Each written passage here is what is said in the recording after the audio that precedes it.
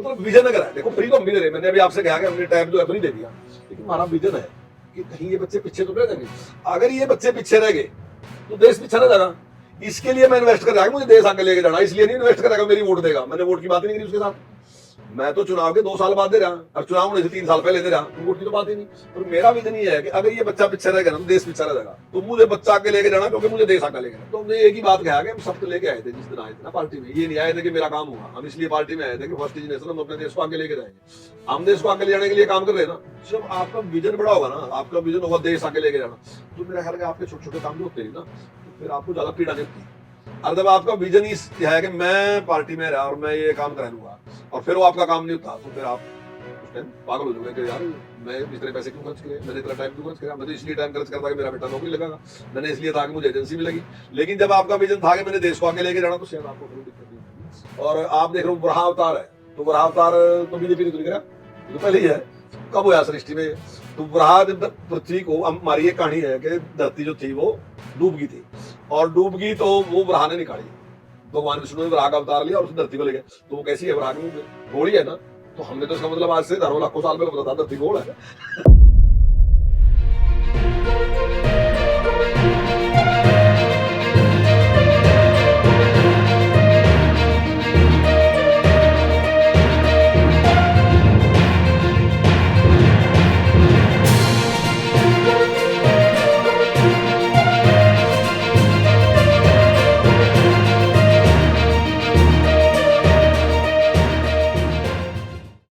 नमस्ते, राजनीति.com में स्वागत है आपका। मैं हूं आपके साथ केशव।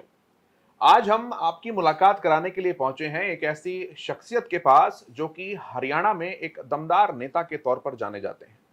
एक ऐसे नेता जो विधायक भी हैं, मंत्री भी हैं और करोड़ों लोगों के दिलों पर राज भी करते हैं। एक ऐसे नेता जिनकी छवि दमदार नेताओं में गिनतियों में अव्वल नंबरों पर आती है। एक ऐसे नेता जो समाजसेवी भी हैं और जो लोगों के चहेते भी हैं। हमारे साथ हैं इस समय कंवरपाल गुर्जर जी। बहुत स्वागत है सर आपका हमारे चैनल पर। धन्यवाद। सबसे पहला और बुनियादी सा सवाल है लोगों का, 6 मंत्रालय हैं, 90 विधायक हैं, न जाने पार्षदों की और चेयरमैनों की संख्या तो कितनी है, और इतनी बड़ी जनता है। कंवरपाल जी सबके लिए कैसे समय निकालते हैं, कैसे मैनेज करते हैं?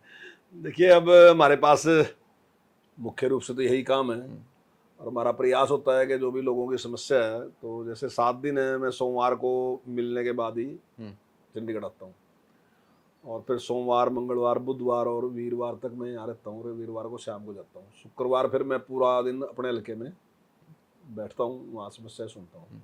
शनिवार रविवार 2 दिन मेरे पास हैं, उसमें कुछ लोगों की समस्याएं भी सुनता हूँ, कुछ हल्के भी सुख दुख होते हैं उसमें जाता हूँ। मंगलवार को यहाँ लोगों की समस्याएं सुनता हूँ, और शुक्रवार को वहाँ सुनता हूँ, और सोमवार को वहाँ सुनता हूँ। तो इसमें मेरा समझता हूँ कि काफ़ी कवर हो जाता है।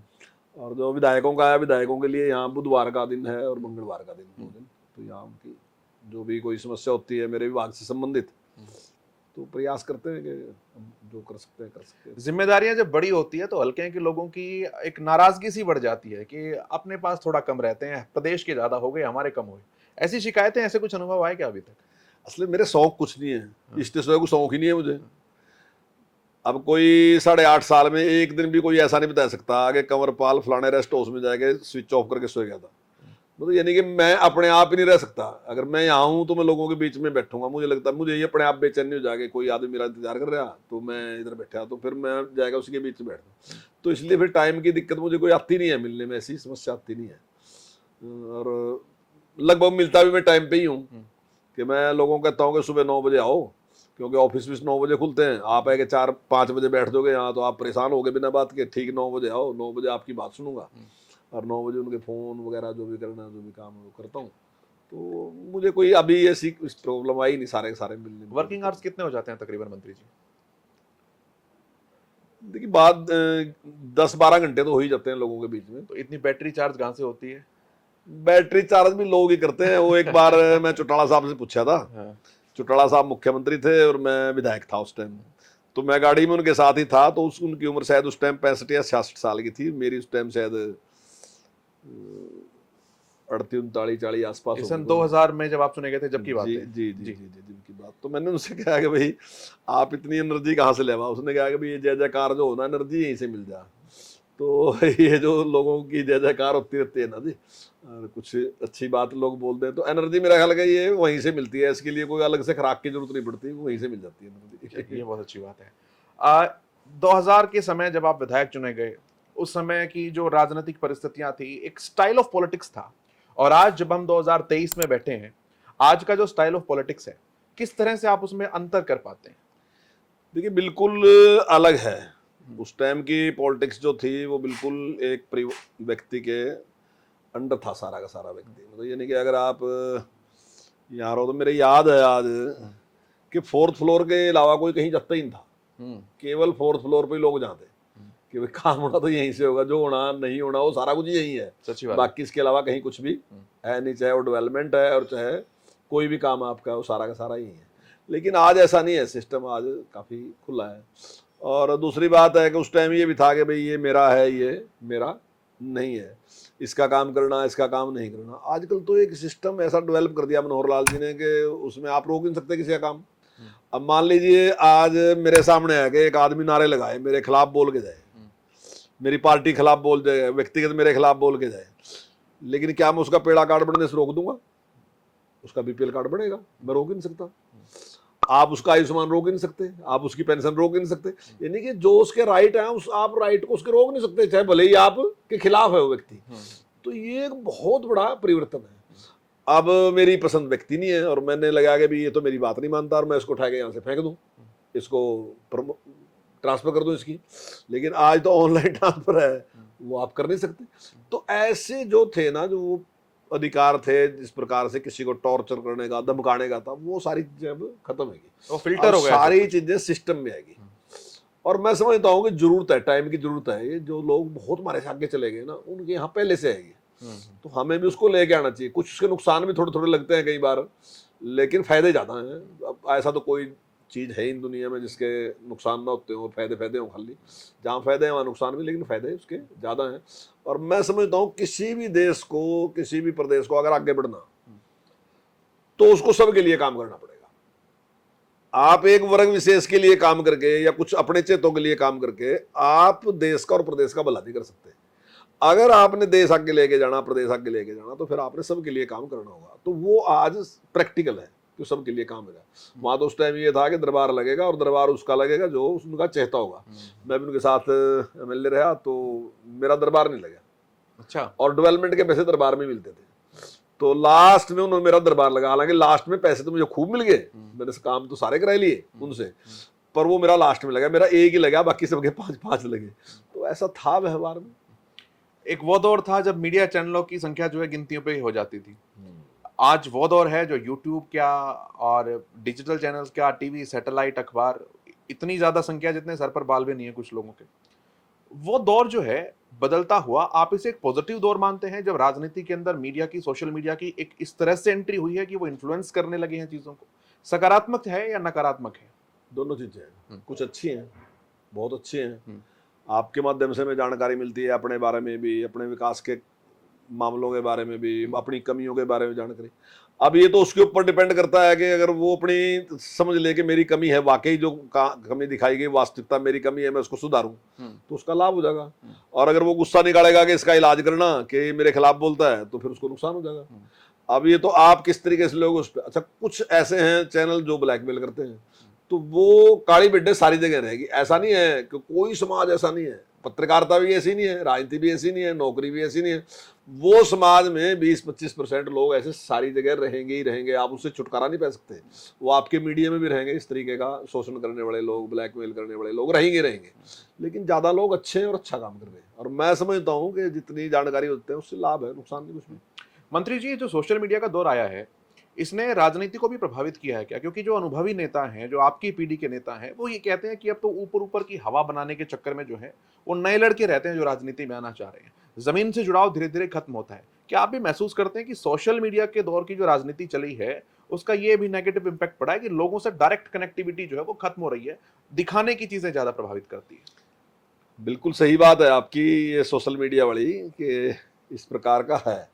लेकिन ऐसे लीडर बनना कोई आसान काम नहीं है। ये नकली लीडरशिप है कि आप अपने पोस्टर लगा दो, आप सोशल मीडिया पर हो, अगर लोगों से आपका संपर्क नहीं है तो आप लीडर नहीं बन सकते। आसानी नहीं है। खैर कुछ लोगों का तुक्का लग भी जा, मैं ये नहीं कहता कोई भी नहीं होता, कुछ लोग इसका फायदा उठा लेते हैं, लेकिन जब तक आपका जनसंपर्क नहीं है तो तब तक लीडर बनना आपका मुश्किल है। और जो लोग ये सोशल मीडिया से लीडर बनते हैं उसके परिणाम खराब होते हैं, क्योंकि उनको असली धरातल पे क्या है उसका पता नहीं चलता। कई बार वाकई कई तो पार्टियां भी आ जाए ऐसे कि सोशल मीडिया से उठ के राज तक भी पहुंच जाए, लेकिन परिणाम अच्छे नहीं होते। परिणाम उनकी हैं जो लोगों के बीच में संघर्ष करते हैं, उन्हें लोगों की समस्याओं का पता है। मेरे आज भी याद है जब चौटाला साहब ने दरबार लगाया तो किसी गांव की एक समस्या थी, तो सरपंच समस्या बता रहा था और मैंने उससे कहा कि ये नहीं, ये भी था थारे गाँव का काम। तो चौटाला साहब ने मेरी डब देख के कहा कि भाई एमएलए की जानकारी तो सरपंच से भी ज्यादा है। तो उसका फायदा रहता है, अगर आप जनता के बीच में रहोगे ना तो जनता को उसका फायदा होगा। 6 मंत्रालय संभालते हैं, लेकिन मैं शिक्षा पे कुछ बुनियादी सवाल करना चाहता हूँ मंत्री जी। शिक्षा एक मौलिक सा विषय है जो कि भविष्य की पीढ़ियों का निर्माण करता है। हम 2023 में बैठकर ये बात कर रहे हैं जब आधुनिकीकरण का दौर है, वैज्ञानिकीकरण का दौर है, और प्रधानमंत्री तो ये कहते हैं कि 21वीं सदी भारत की होगी। जब आपको मंत्रालय मिला था, विभाग की जिम्मेदारी आपने संभाली थी, तो जाहिर सी बात है कि कुछ विजन रहे होंगे कि मैं हरियाणा में शिक्षा को इस स्तर तक लेकर जाऊंगा। अपने मिशन में आप कहां तक पहुंचे हैं और हरियाणा में शिक्षा की व्यवस्था को आप अभी कैसा देख पाते हैं, और भविष्य के लिए भी क्या कुछ प्लान है? इसी में जोड़ देता हूं ये सवाल। देखिए कुछ हद तक तो हम सफल हुए हैं, उसमें काफी अच्छी सफलता प्राप्त हुई है, लेकिन जो हमारा पूरा था वो अभी नहीं हुआ, लेकिन अभी मुझे लग रहा है कि वो होगा पूरा। तो मेरा विजन ये था कि कोई भी बच्चा ऐसा ना हो जिसके पास टीचर ना हो। मैं समझता हूँ कि टीचर के बिना फिर स्कूल का कोई अर्थ नहीं है। मैं उस दिन से इसमें प्रयासरत हूँ और अभी हमें उसकी भर्ती की परमिशन मिलेगी, और मैं समझता हूँ कि आने वाले 2 महीने में वो भर्ती हमारी पूरी हो जाएगी। 20,000 टीचरों की भर्ती करने लग रहे हैं। तो 20,000 टीचर की भर्ती करने के बाद मैं समझता हूँ कोई बच्चा ऐसा नहीं रहेगा जिसके पास टीचर ना हो, वो हम कर लेंगे। जहाँ तक आधुनिकीकरण करने की बात है, मतलब बच्चों को टैब देने की बात है, हमने पूरे देश में सबसे नंबर 1 काम किया अभी तक। मतलब बड़े प्रदेश भी नहीं है जिन्होंने इतने बच्चों को टैब दिए हों। हमने 5.5 लाख बच्चों को टैब दिए। ज़्यादातर प्रदेश ऐसे हैं जिन्होंने मोबाइल दिए, हम ही ऐसे हैं जिन्होंने टैब भी दिए, और इतनी बड़ी संख्या में टैब दिए। हमने 10वीं 11वीं 12वीं सारे बच्चों को दिए, ताकि जो नई टेक्नोलॉजी है उसके बारे में बच्चों को उसका पता चलना चाहिए। अच्छे स्कूल खोलने का हमने प्रयास किया, जो हमारे संस्कृति मॉडल स्कूल हैं, जो पहले हमारे पास 22 थे, अब हमने 138 हैं वो। तो हमने सीबीएसई से एफिलेटेड किया उनको, उसमें भी हमने काफ़ी अच्छा, उसका रिस्पॉन्स भी काफ़ी अच्छा है। अब पीएम श्री के हमें 276 स्कूल मिल रहे हैं, वो भी हम करने लग रहे हैं। तो ये काफ़ी कुछ हमने कर लिया। जहाँ तक बिल्डिंग का भी था उसमें भी हमने काफ़ी अच्छा, और स्मार्ट बोर्ड, स्मार्ट क्लासरूम काफ़ी बड़ी मात्रा में हमने किया। वोकेशनल एजुकेशन में हरियाणा का काम मैं समझता हूँ देश में नंबर 1 पे है। नंबर 1 पर ही, नंबर 2 पर ही, इसके आसपास है। वैसे अभी तक मैं समझता हूँ नंबर 1 पे ही है। सबसे ज़्यादा अच्छी संख्या में हमारे यहाँ वोकेशनल एजुकेशन है, और हम बच्चों को किट भी दे रहे हैं। लगभग 17,000 के करीब कॉस्ट है उसकी, 17,000 रुपये की किट है। पिछली बार, इस बार से पिछली बार हमने 46,000 दी थी। इस बार एग्जैक्ट संख्या नहीं मेरे याद, 50,000 से ज़्यादा किट हमने दी। और हम, जो हमारा बच्चा है वो जिस टाइम +2 करता है तो उसके बाद लगभग वो पूरी तरीके से तैयार होता है कि अगर उसने कोई काम करना तो वो अपने आप हो जाके काम भी उस प्रकार से कर सकता है। नई एजुकेशन पॉलिसीज में भी जो हमारे जो बच्चों के लिए थे प्ले स्कूल, वो भी हमने 4,000 पहले खोल दिए, 4,000 हम इस साल खोलने जा रहे हैं, तो 8,000 स्कूल हमारे खुल जाएंगे। तो काफी कुछ हमने अच्छा कर लिया। अभी बिल्डिंग पे भी हमने 220 करोड़ रुपए के टेंडर हमने कर रखे, जो बिल्डिंग है वो भी। इसके अलावा भी हमने एक शुरू किया है कि कोई भी स्कूल ऐसा नहीं होगा जिसका रास्ता पक्का नहीं होगा, कोई भी स्कूल ऐसा नहीं होगा जिसकी 4 दीवारी ना हो, उसमें पीने का पानी ना हो, उसमें अच्छा शौचालय ना हो, और उसका जो प्ले ग्राउंड है वो उसका लेवलिंग ना हो। उसके लिए हमने 25 लाख रुपए में सीधा सीधा एसएमसी को दे रहे हैं। एसएमसी अपने आप ही काम करवाएगी। स्कूल मैनेजमेंट कमेटी जो गांव की बनी है वही अपने आप काम कराएगी। हमारा हेड टीचर और वो एसएमसी, वो मिलके काम कराएंगे। काम 1 लाख का, 2 लाख का, 10 लाख का, 20 का, 25 का, जितना वो कहेंगे उतना पैसा उनसे देंगे। उस पर हमने 27 ब्लॉक में काम कंप्लीट कर लिया। अब हमने सारे हरियाणा करना। तो जो हमारा ये आर्थिक वर्ष है मार्च तक, तो मुझे उम्मीद है कि हम इसको पूरा कर लेंगे। केंद्र की जो नीतियां रहती हैं उनके साथ प्रदेश का तालमेल कैसा रहता है? धर्मेंद्र प्रधान जी का हस्तक्षेप या कहें कि एक फैसिलिटेटर के तौर पर किस तरह से वो नहीं नहीं, उनका कोई कामगर होते हैं? हस्तक्षेप नहीं रहता, मार्गदर्शन रहता है। वो हाँ, मार्गदर्शन जैसा हमारे हाँ। को देते हैं, तो हमारा उसमें पूरा प्रयास होता है कि उस हुँ, पर खरे उतरे, हुँ, और उसको हमारा हुँ। सहयोग मिलता है उनका। एक जोड़ी अडवाणी जी, अटल जी की हुआ करती थी। एक जोड़ी और देश ने देखी जो कि मोदी जी की, शाह जी की जोड़ी है।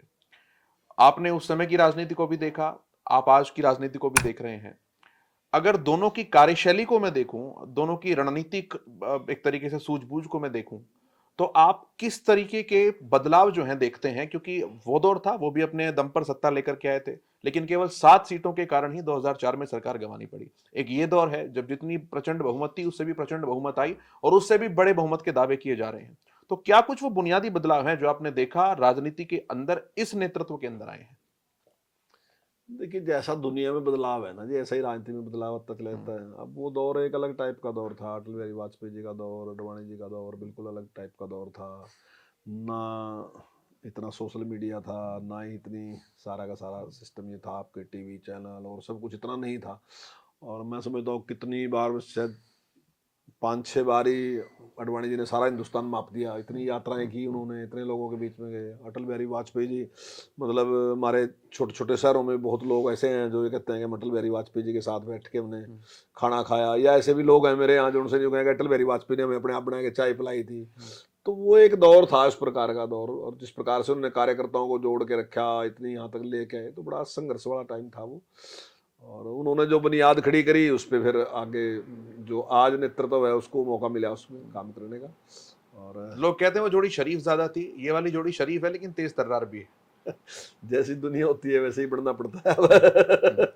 हुँ, अब जैसा है, लेकिन जिस प्रकार से नरेंद्र मोदी जी ने पूरी दुनिया में भारत का नाम बड़ा किया है, चमकाया है उसमें, और जिस प्रकार से देश प्रगति कर रहा है, हुँ, तो निश्चित तौर से लोग खुश हैं उससे बहुत ही। हुँ, और लोगों का मैं समझता हूँ कि जो एक अंदर कॉन्फिडेंस है ना, वो हुँ, बढ़ा लोगों का। और मैं समझता हूँ कि सारा खेल कॉन्फिडेंस का ही है। हुँ, अगर आपके पास कॉन्फिडेंस है मैं कर सकता हूँ, तो बस आप कर ही दोगे। हुँ, जब आप पे कॉन्फिडेंस नहीं है तब नहीं। अभी तक एक हमारा एक कॉन्फिडेंस जो था वो लो था, बहुत हुँ, डाउन था बहुत। हमें लगता हम नहीं कर सकते यार, ये तो अंग्रेज कर सकते हैं, ये तो फलाने कर सकते हैं, वो कर सकते हैं।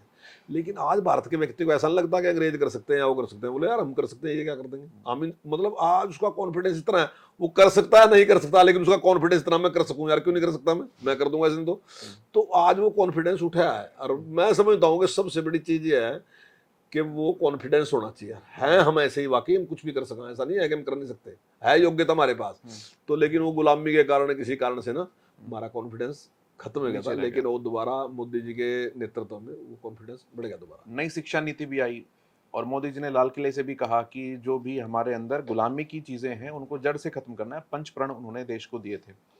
ये जो आप कह रहे हैं कि भारतीयता शिक्षा के अंदर आए, आने वाली पीढ़ी के मन में आए, इसमें शिक्षा का कितना योगदान है कंवरपाल जी, जो आप मानते हैं, और इसके लिए क्या कुछ सरकारें कर रही हैं? देखिए, सबसे बड़ा योगदान जो है वो शिक्षा का ही है। हुँ, जब तक मुझे यही पता नहीं होगा कि जो हमारे महापुरुष हैं, हमारे बुजुर्ग हैं, उन्होंने कैसे कैसे काम किए, और अगर मुझे यही पढ़ाया जाए, गुलामी की बात पढ़ाई जाए, तो मेरा कॉन्फिडेंस ऐसा ऐसा समाप्त हो जाएगा।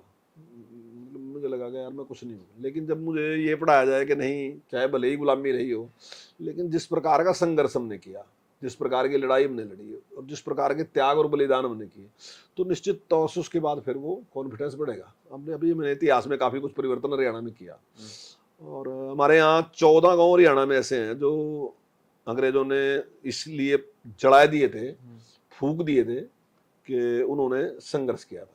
हमारे यहाँ बहुत बड़ी संख्या में ऐसे लोग हैं जिनको बहुत बुरी तरीके से, मतलब इन्हें सड़क पे ही उनका कत्ल कर दिया बुरी तरीके से। मतलब एक तो ऐसे भी हैं जिनको बांध के पेड़ से, और जो कुत्ते थे वो उसके ऊपर छोड़ दिए थे, जैन साहब ऐसे भी हैं।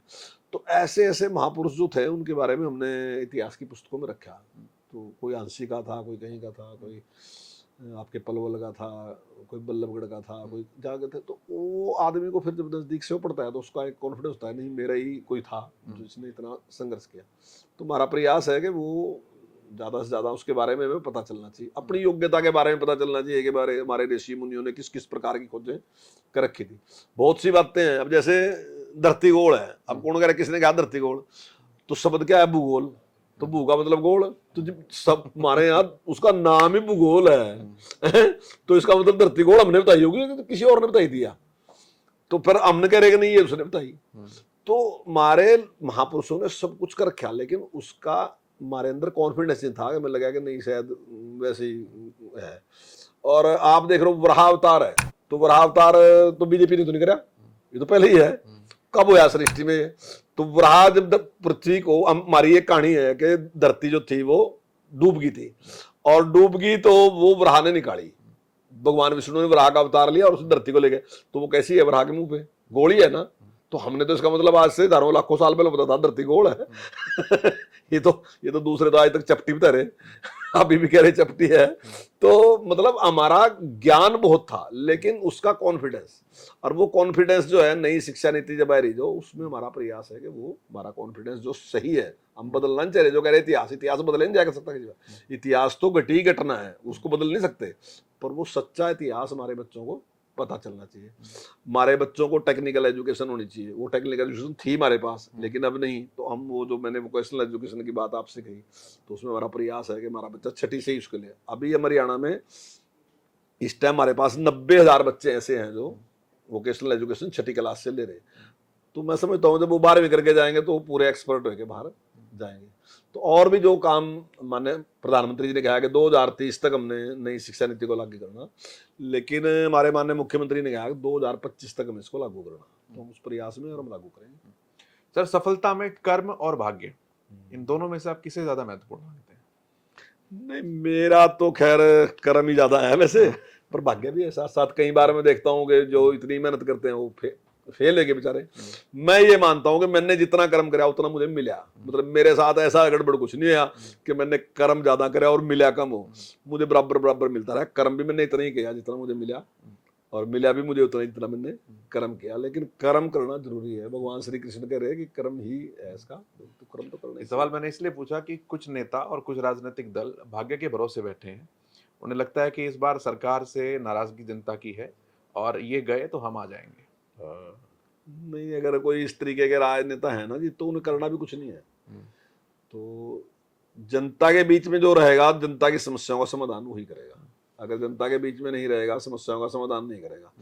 तो व्यक्ति के नाम पे वोट लेते हैं, लोगों की समस्याओं की ज्यादा जानकारी नहीं होती। जो संगठन होते हैं, जैसे हमारा संगठन है, मान लीजिए अब हमारा संगठन कहाँ चलेगा, पन्ना प्रमुख, तो पन्ना प्रमुख तक चलेगा तो समस्या भी तो पन्ने की पता चल जाएगी ना जी।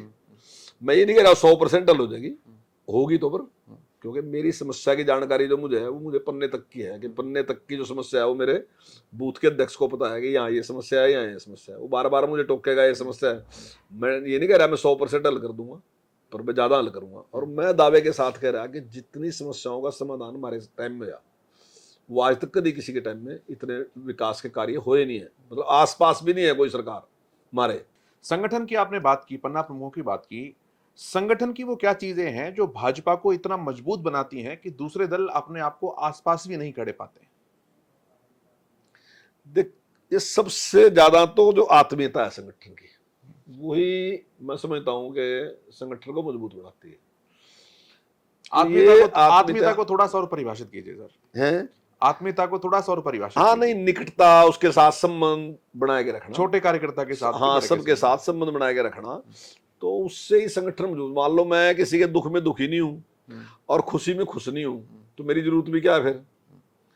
तो क्यों लीडर बनना का मुझे? तो वो तभी मानेगा जब ना, अच्छा हम कोई ऐसे लीडर तो है नहीं कि इतने बड़े बड़े परिवारों से आए लोग हैं कि भाई भाई बड़ा रुतबा है हमारा, इनको इसको परिवार की वजह से वोट, हम तो अपनी वजह से ही वोट ले रहे हैं, अपनी वजह से सारे के सारे ही ऐसे हैं, कोई एक नहीं, सारी पार्टी ऐसे लोगों की है जिन्होंने अपने ही उस पर संगठन को खड़ा किया या यहाँ तक पहुंचे, चाहे एमएलए तक, मंत्री तक, मुख्यमंत्री तक, प्रधानमंत्री तक पहुंचे, तो उसी प्रयास से पहुंचे। तो उन्होंने एक विश्वसनीयता बढ़ाई कि वर्कर को भी रहता है कि नहीं नहीं इसको मेरी चिंता है, मैं भले ही उसका काम नहीं कर सका, लेकिन उसको लगता है कि नहीं नहीं इसको चिंता तो है, ठीक है नहीं सफल होया ये, पर इसकी चिंता मेरे लिए है। और फिर मिलके काम करना। दूसरा, एक लक्ष्य बड़ा रखना। दो पार्टी का लक्ष्य है ना, वो first is nation, second is party है, लास्ट इज माई सेल्फ, ये है। तो जीवन में उतरना भी चाहिए कि फर्स्ट इज नेशन।